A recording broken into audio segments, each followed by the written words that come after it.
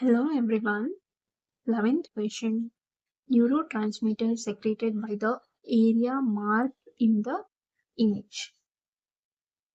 They have marked this structure which is little bit of black, you can see, compared to the other places. That is nothing but a substantia nigra. What is nigra means? Nigra means black. That is substantia nigra. It secretes dopamine. And what is the significance of this? When there is dopaminergic neurons are degenerated, you can get Parkinson's disease. Degeneration of dopaminergic neurons causes Parkinson's. Okay. Next, coming to the 12th one. Where are the ito cells in the liver located? Okay. It is a space of disc, space of mole in sinusoids and bile canaliculi. They are located in the space of disc. That is nothing but a perisinusoidal space. It is located in the liver, yes, where it is located in between the hepatocytes and the sinusoids. Hepatocytes and sinusoids, the between gap is there, no? That is the space of this where ito cells of the hepatocytes are located. What is the significant? They store the fat soluble vitamin A in the their lipid droplets in, and the area is significant source of growth factors also that are involved in liver hemostasis and the regeneration of the liver. Okay. 13th one, the medial meniscus is a continuation of which of the following structure? Actually, there are in the brain stem. In the brain stem, there is a medial lemniscus, trigeminal lemniscus, spinal lemniscus, and lateral lemniscus. What are these? Are the continuation of what they are asking? They are asking just a medial lemniscus. This is the trigeminal, spinal, and lateral. MTSL. Can remember like that.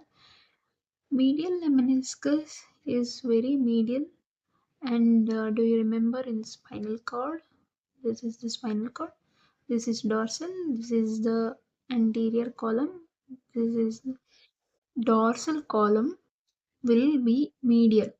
So dorsal column will continue as a medial lemniscus. Here, which one is the dorsal column? That is fasciculus gracilis and fasciculus cutis. So option D is the correct one. Can see here. This is the MTSL. Medial lemniscus is mainly for this fasciculus gracilis and cutis. So it helps in the ascending tracts which carries conscious proprioception, fine touch, vibration, and pressure, stereognosis. All this continues as a medial lemniscus. Whereas this anterior spinothalamic tract, there is an anterior spinothalamic tract and a posterior spinothalamic tract. Lateral spinothalamic tract. Anterior spinothalamic tract is for crude touch pressure and lateral for pain and temperature.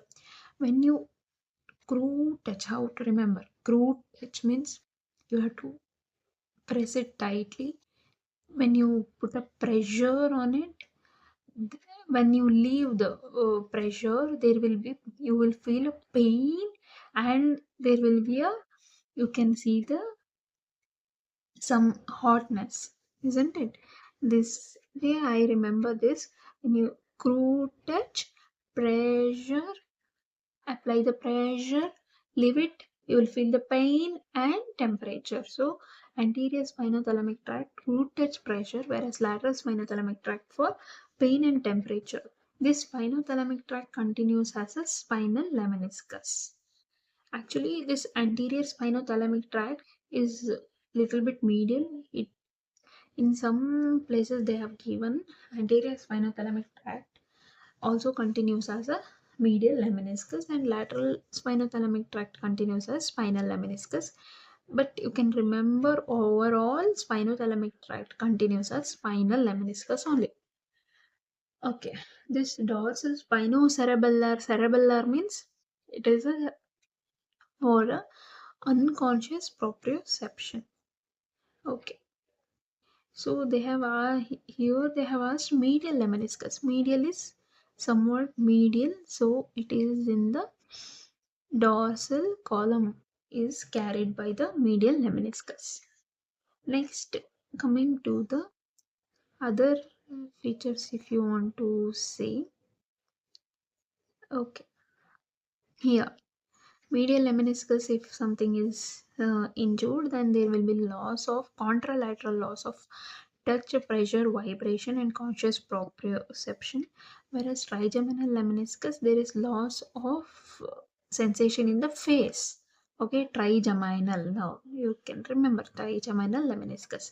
Whereas spinal lemniscus, same thing, the loss of pain and temperature below the face. Okay, whereas lateral lemniscus for contralateral hearing loss. Next, coming to the decussation of the superior cerebellar peduncle occurs at the level of, actually there is a uh, midbrain, pons, medulla.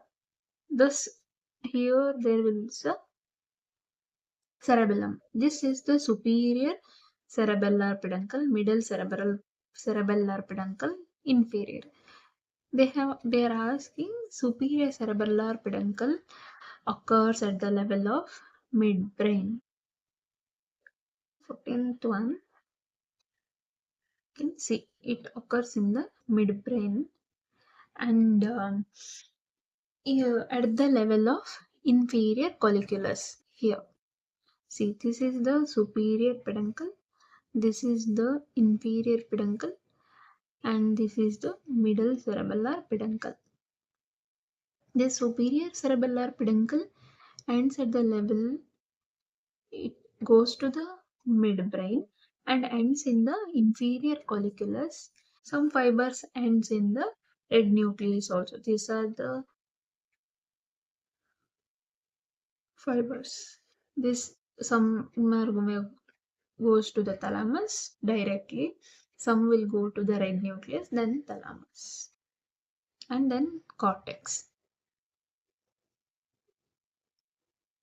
15th one, a patient presented with paradoxical respiration, which of the following nerves is most likely to be affected?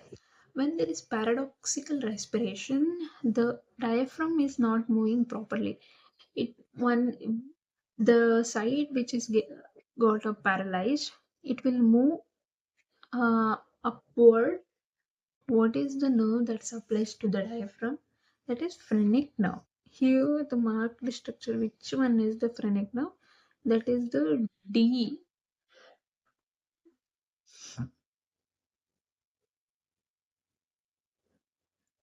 Whereas this medial to the D, there is a phrenic nerve, there is a vagus nerve. Here the both side vagus nerve you can see. This is the left vagus nerve, whereas this one is the right vagus nerve. This is the trachea, and this nerve they have marked is a recurrent laryngeal nerve, and this is the thyroid gland. This is the muscle, that is sternothyroid muscle. This big artery is there, no, that is the common carotid artery. 16th question, which of the following muscle attached to the marked in the image? They have marked, this is the Let's take this as a left hand palmar aspect. This region they have marked. What is attached to this? It is a palmar aspect of the first metacarpal. The opponent's pollicis gets attached to that place. See, this is the opponent's pollicis muscle. This gets attached to the palmar aspect of the first metacarpal. 17th one, all of the following are content of the carotid sheath except they have asked. The carotid artery is of course, because carotid sheath, the name carotid sheath is given because of the carotid artery. Internal jugular vein, one vein is present, yes. And 10th cranial nerve, yes, that is vagus nerve. Sympathetic chain comes behind, that is posterior aspect of the carotid sheath. See here, internal jugular vein, common carotid artery, and this carotid sheath. In the anterior aspect, there is ansa cervicalis. In the posterior, there is sympathetic chain. So, sympathetic chain comes in the posterior aspect, not the content of carotid sheath. The structure marked in the image below are found in the epithelial lining of all of the following site except this. They have marked the small structures. These are the cilia. It is present in all of the following epithelium except they have asked. It is present in oviduct, yes. Epididymis, yes. Bronchi, yes. But ependyma has a stereocilia, which is very long, thick microvilli. It's not the cilia. Cilia is like a small hair-like projections. Okay. Let me read the explanation. Image shows an arrow pointing towards the cilia. All of the following structure are given in the options have a ciliated lining epithelium except epididymis, which is lined by pseudo-stratified columnar epithelium that has a stereocilia, thick microvilli, that is thick microvilli.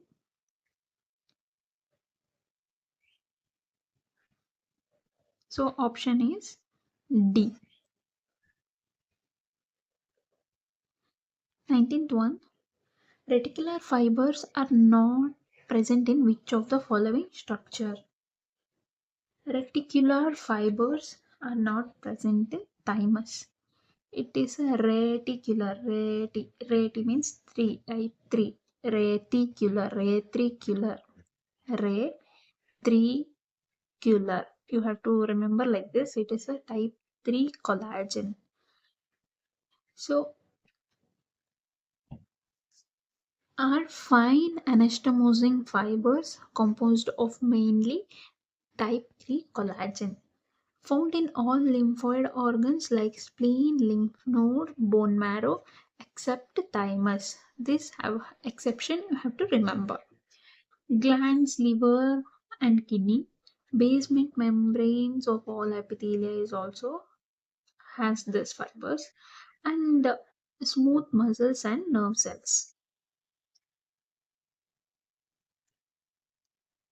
Next, coming to the 20th one, which of the following muscle are not involved in overhead abduction? Which of the following is not, they have asked. Overhead abduction, first 15 degree is by supraspinatus. Next 15 to 90 degree is by deltoid, whereas beyond 90 degree trapezius and serratus anterior.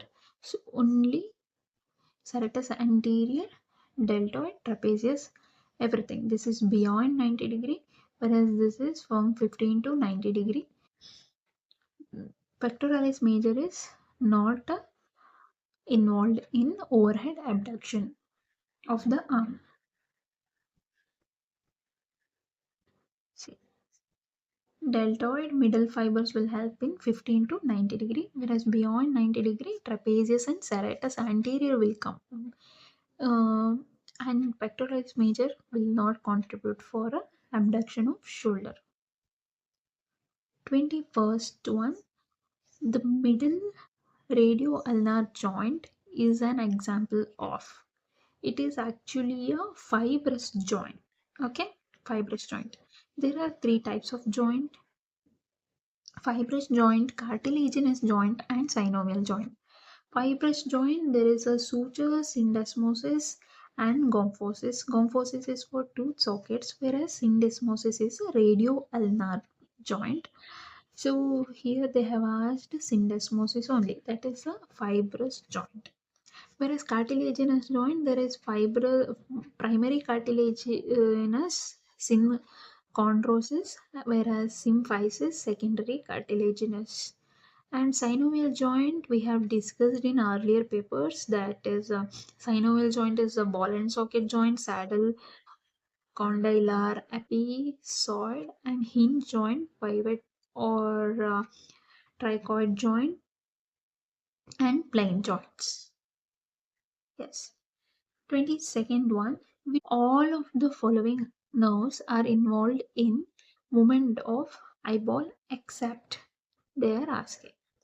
So A is the optic nerve. So optic nerve will not contribute for a eye movement. Yes, we know that. Whereas B is the oculomotor nerve, that is third cranial nerve. Whereas C is a very thin nerve, that is fourth one, trochlear nerve. Whereas this is the sixth nerve, that is abducent nerve. So all three second and fourth nerve are involved in eyeball movement, whereas um the A marked A is the optic nerve, which is not involved in eyeball movement. You know that SO4, LR6. Superior oblique is by trochlear nerve, whereas lateral rectus is by sixth nerve. All this is supplied by all other nerve except this SO4 and LR6, that is medial rectus, superior rectus, inferior rectus, everything, and inferior oblique, and all these are supplied by third cranial nerve, that is oculomotor nerve. You can see here. A is the optic nerve, that is second cranial nerve. B is the oculomotor nerve. C is the trochlear nerve. D is the abducent nerve. 23rd one. A patient is unable to abduct his arm. Which of the following root value is likely affected? He can't abduct means his deltoid is off. Deltoid is supplied by axillary nerve. Axillary nerve root value to know, that is C5. Brachial plexus you have to know. C5. Okay, identify the level of cross section given in the image below. Here you can see this cross section shows a large vascular openings. You can see here large vascular opening and arch of aorta, along with also the three small openings corresponds to the brachiocephalic trunk, left uh, common carotid artery and left subclavian artery. It is at the level of T3 to T4. So T3 to T4, option C. Thank you.